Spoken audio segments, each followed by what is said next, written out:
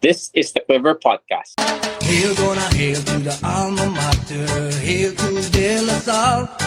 We'll hold you back. Welcome to the Quiver, a Green Fans podcast. And today we'll be talking about some of the biggest news in De La Salle College sports and also in the UAP in general. So what we know so far is that our men's football team lost 5-1 against the UE Red Warriors. Our softball team also lost 8-0. And unfortunately, our junior archers from Sabel also lost in a very tough game, a tough loss against UST earlier today. With me today is Brocha. Brocha, Kiko, Aloy, Vic, and the twins. ang sama Hi, naman ng Brocha. intro natin. Puro, medyo masasaklap ng mga balita. But, good morning, good afternoon, good evening. Whatever time you're listening to this.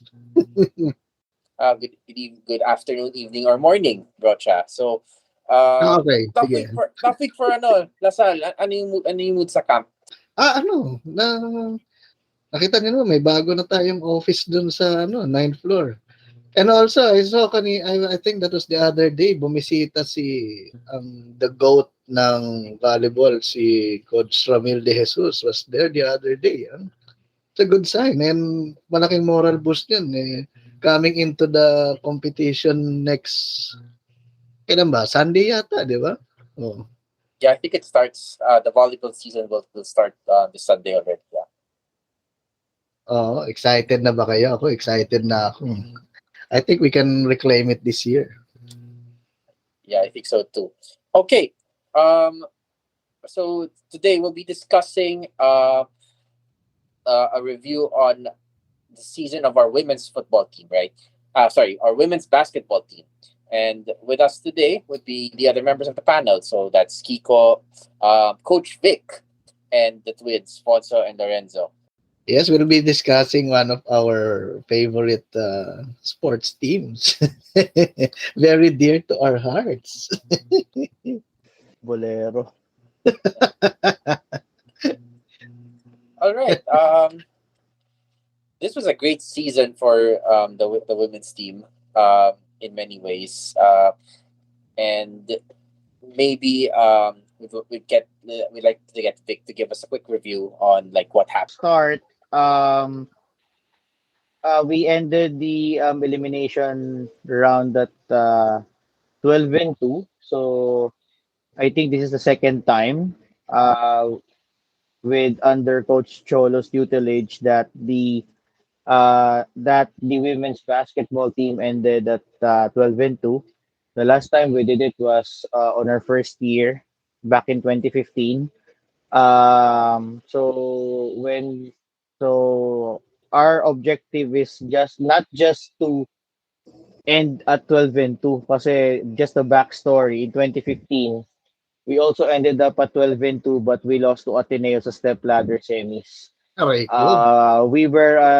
We ended up at number 2, so we have the twice to beat advantage, but we lost to an Ateneo team led by Danica Ose. So that was her last playing year.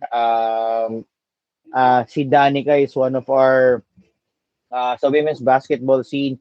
She's one of those fine big men na naglalaro sa buong pagsubaybay ko sa women's basketball even since way back. Si Danica related sa mga Jose ng siya yung isa sa mga pwede ko tawaging legendary women's basketball players in the country.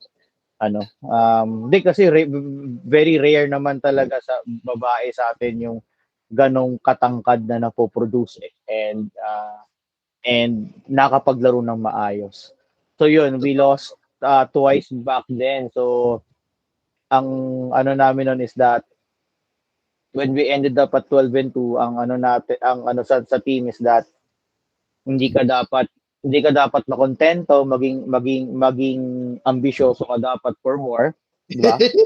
hindi ka pwede mag-set kasi we are out to prove na yung 12-2 we need to make sure that hindi mangyayari ulit yung 2015 And entering the semis, we are also facing a very tough UST team na on paper nakakabulag sila kasi they're just playing around 8 to 9 players. Pero they are very, very good team, very tough team as well, very gritty team then.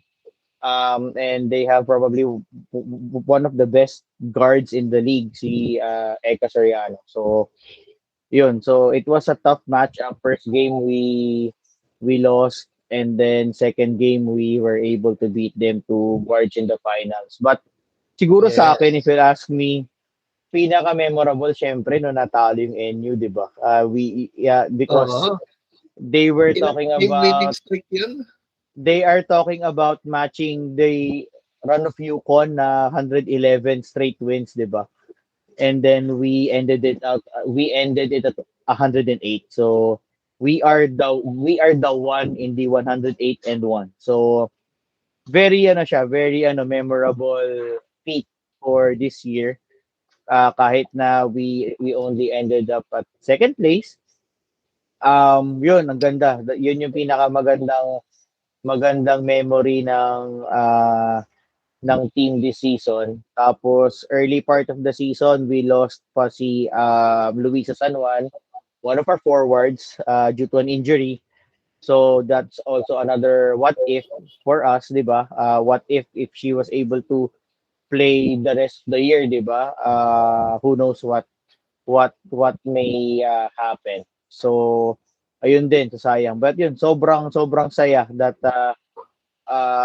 we were able to end one of the longest winning streaks sa I think hindi lang sa basketball but also sa sports scene already. Yeah, so like Lorenzo, you were there during some of the biggest matches in the women's team.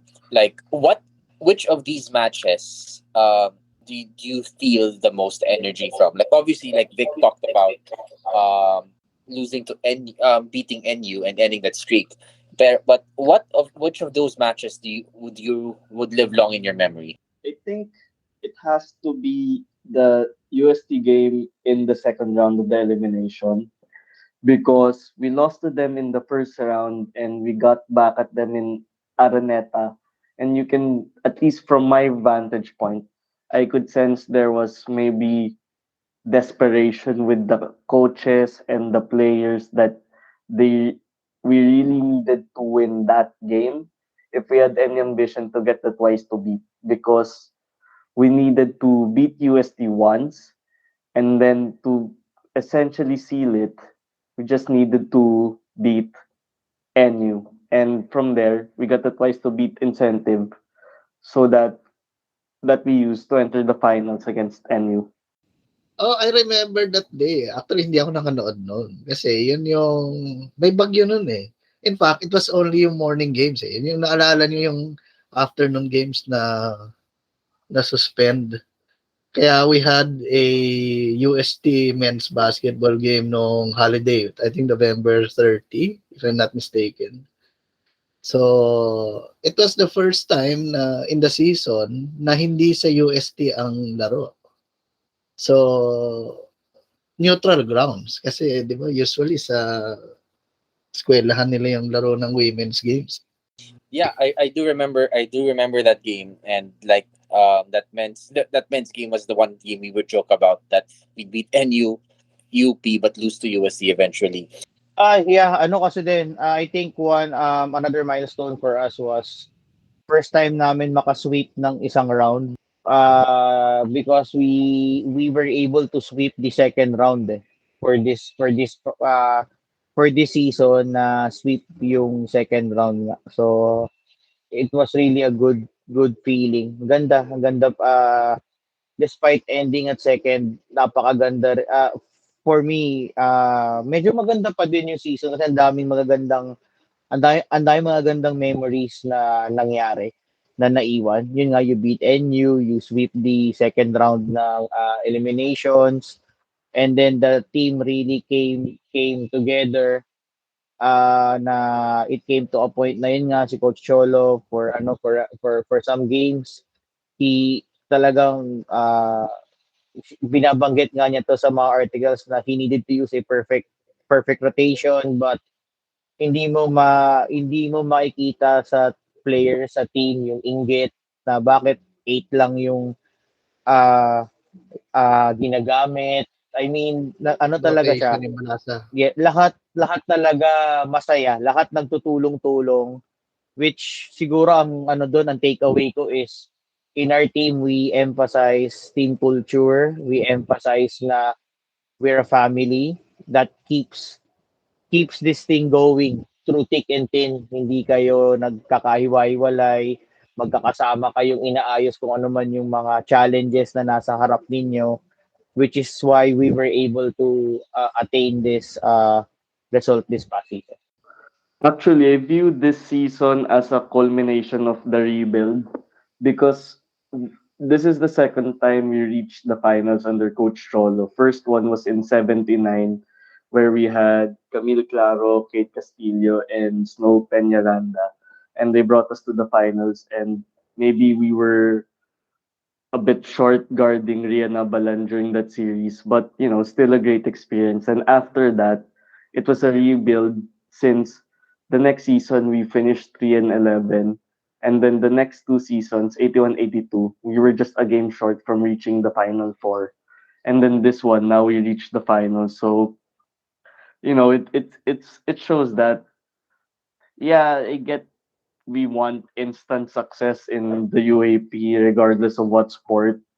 But as long as you give a good coach time to rebuild, you're gonna get somewhere. Obviously, that coach will need to achieve certain results, and that certain players are needed to keep the team afloat. But that's what happened. It took a 3-year rebuild for us to reach the finals, and maybe with a bit more experience playing in front of at least for women's basketball here, a big crowd, we could have gotten at least one win over NU. I mean, the second game was sort of close, but the first game, I think that's where our inexperience showed. Lorenzo, you touched on something very good here, which is the rebuild, giving the team time to gel together. And you also talked about the general inexperience, what we think is the inexperience. Vic, coming into the finals and having obviously already beaten NU, is this something that you guys also thought through that there's really a shot here? Oo naman, syempre. Ano naman eh, in every game that we enter, ang mindset naman natin lagi is we can win the game, we can beat our opponent. Oo naman. I mean, kasi if you go into a battle and then hindi ka pa nagsisimula, ang mindset mo na is we can't beat this team, and then kumbaga hindi pa nagja-jumble, ah talo ka na rin. Tapos to add yung yung backstory against UST, because ano rin eh, intense din yung mga games namin for the past years kasi in 2019, no, 2018, they were the ones that eliminated us and prevented us from getting into the final four by beating us twice. No, last game ng eliminations, and then playoff for the number four playoff seed. So yun, so kaya medyo intense talaga yung mga games kasi as mentioned kanina ni Lorenzo, yung second round game namin, yun, medyo mararamdaman mo na talaga na iba mas laser focus yung team kasi we know what type of job we need to do eh. Parang if we wanna go somewhere, we really need to beat this team. So yun, ka talaga medyo ramdam mo yung intensity ng laro from the get-go. And I think that touches on a good point as well, Vic, right? That um, obviously, like, there's a lot of motivation there, but also like a constant barometer of what progress looks like by beating UST. Yeah, I think in terms of the players, the ones who I recall were consistent for us from game one up to game 16, which is finals. I think it would have to be one top of my mind would be our shooting guard, Lisario, and then our center, Fina Chuido, then our court general, Yes, was agree ako diyan. um, Ameng Torres. And then come the second round, the one that who I feel elevated us into a title contender rather than just a Final Four hopeful was Bets Binaohan. She had this really good game in the second round. I think it was UP second round. I'm not 100% sure, but what happened was she elevated her game to the point that, if Sario wasn't making her threes, Fina was having hard time inside. We had bets to do everything else. And another for me memorable win, back to the previous question, was definitely Ateneo second round because the defense that after the timeout, Coach Cholo put, literal parang basang-basa na yung last shot kay Jasmine Hoson ng Ateneo. Tapos, yun, hirap si Hoson, ball went out of the rim and we won by a point or two. Yeah, that was another memorable day.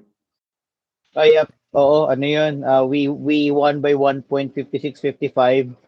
We're down by 4, 55-51 with seconds to go in the game. And then sobrang ano rin yan. Thanks for bringing that one up, Lorenzo. Ibang klase din yung game na yon because si Lee Sario put up a quick three na talagang ano na lang talaga yun eh, parang lakasan na lang ng loob talaga kasi we're down 4 already tapos clock ticking down eh. Shoot siya ng isa and then we made the stop on the other end tapos Coach Cholo drew a perfectly executed play, yung assist ni Aming kay Fina sa ilalim.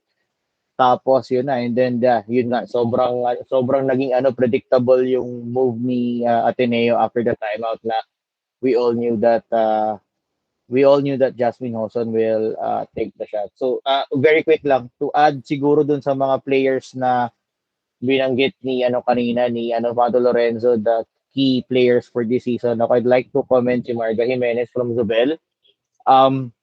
When she came to us 2017, we were really parang na kasi big siya from high school. So pagdating sa college, medyo alangan eh.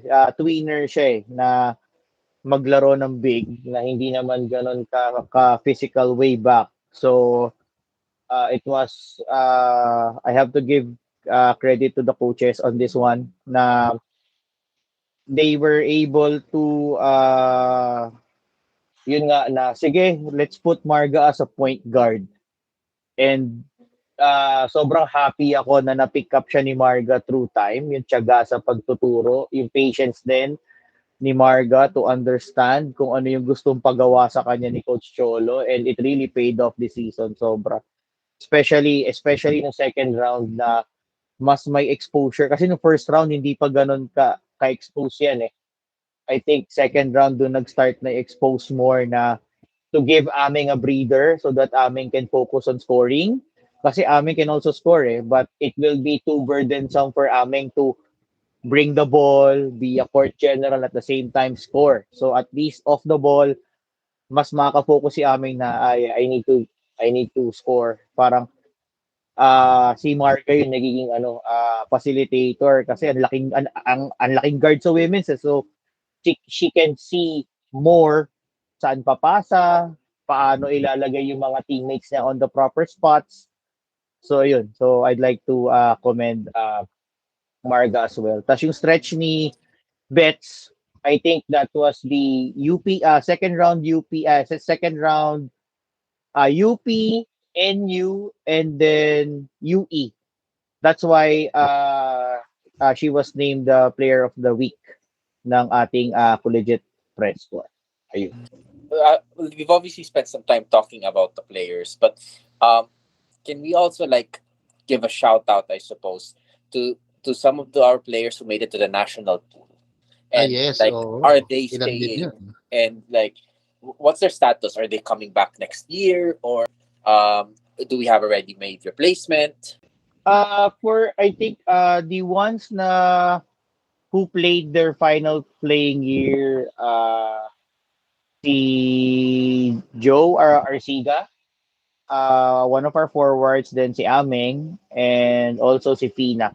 Fina also played her final playing year. And then as si ayun lang, I think yun yung mga graduate na this season. Pero And 'di ba then may mga nasama dun sa national pool? for the national team, yung mga na-invite para mag-training, si Ameng Torres, Lee Sario, and si Bettina Binaokan. Silang tatlo. We have no update yet as to if they will be selected as part of the team kasi parang pool pa lang siya eh. So Kailan naligaw? they invited lahat ng I think lahat ba? I'm not sure. But they invited players from I think good rin siya, good na nangyari kasi unlike before NU lahat eh. Pag player ka ng NU, sila lang yung national team eh. Unlike We've got it all unlike for you. unlike ngayon na parang lahat ng schools na may magaling na may key player yun the SBP invited them for the training pool.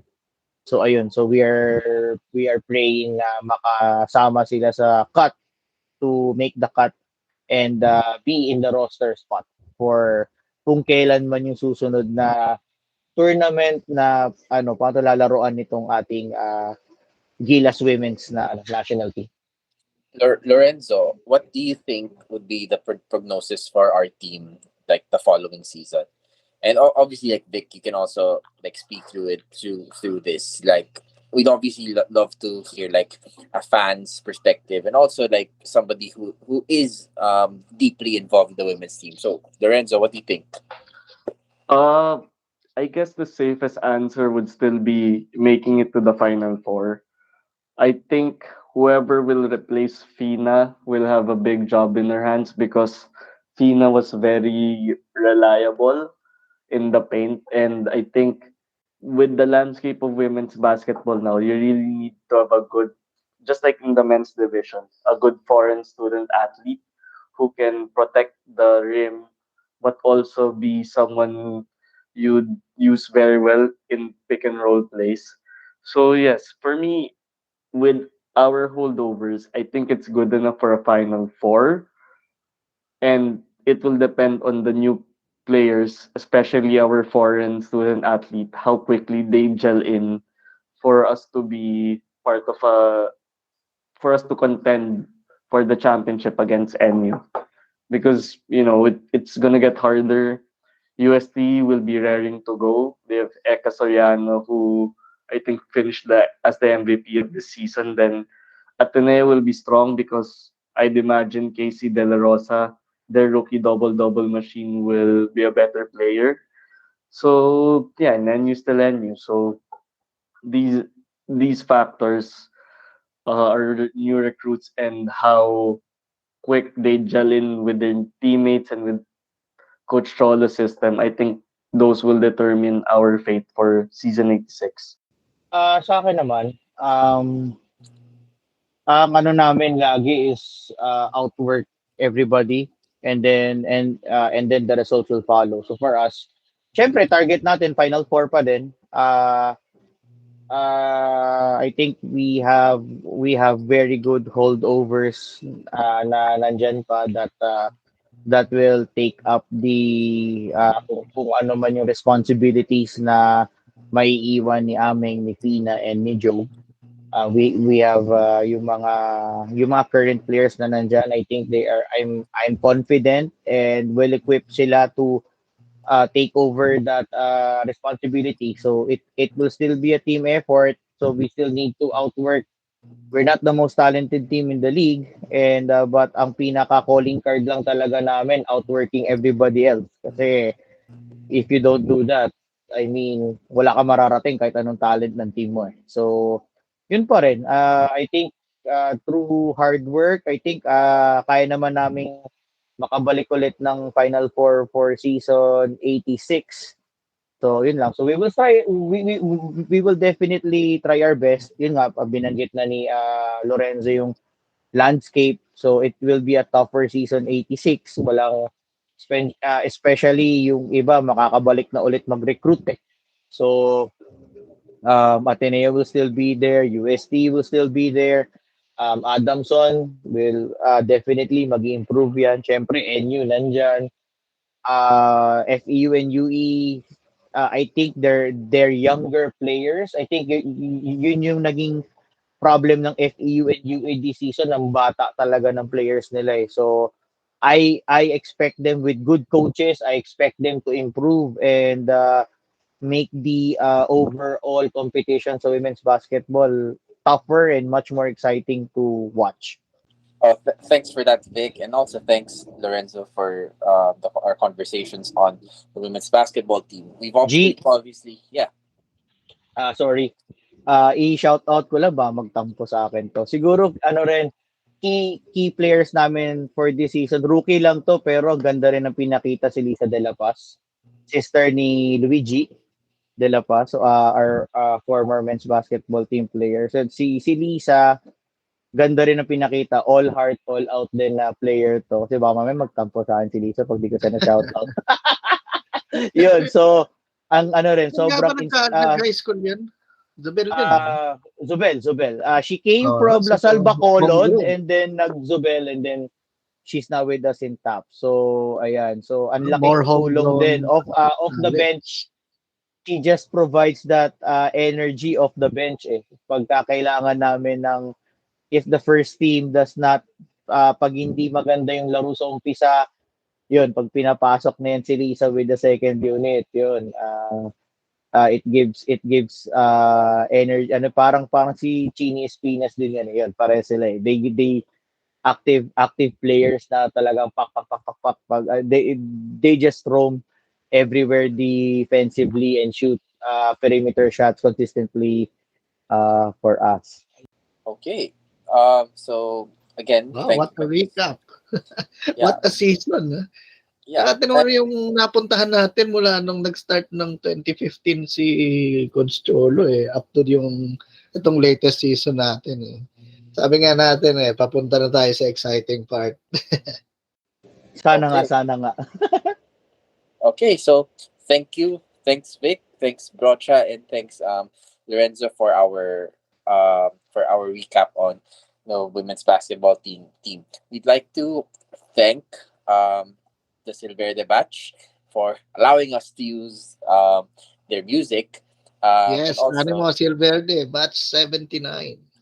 Yes, yeah. And obviously, we'd also like to tell everybody to follow us on all our social media pages and follow the Quiver. And I guess our last reminder is our women's basketball team had a great season last year. And we made headlines by beating NU. But more than beating NU, the women's basketball team has been on an uptrend. And we'd like to invite all of the LaSalle fans to also support the team. Yes, oo. Saka Diyos ko, 100 pesos lang yung ticket. Oh. Okay na yun. Sulit pa. All right. So thank you for listening to The Quiver, a Green Fans podcast, and Animo LaSalle. Never shall we fail.